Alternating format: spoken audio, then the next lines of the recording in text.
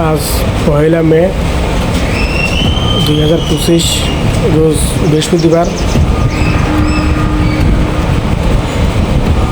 আমাদের এলাকায়, আমি যে এলাকায় বাড়ায় বসবাস করি সে এলাকায় গ্যাস নাই।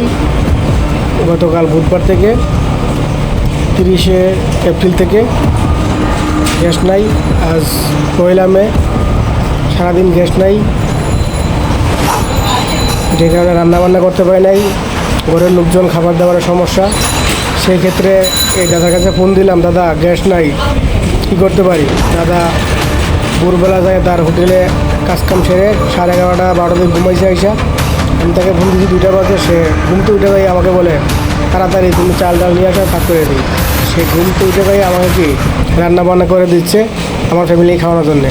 দেখেন তার মনটা কত সরল, কত ভালো মানুষ হলে সে এই কথা বলতে পারে। নিজের ঘুমকে হারাম করে আমার ফ্যামিলি চিন্তা করে, সে আমার বাচ্চা কাচ্চা চিন্তা করে সে রান্না করে আমাকে দিছে। অবশ্য সে আমার ধর্মের না, অন্য ধর্মের, কিন্তু তারপর সে আমাকে নিজের ভাইয়ের মতো ভালো জানে।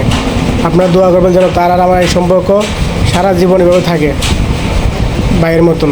ঠিক আছে? অবশ্য সবাই তো ভালোবাসা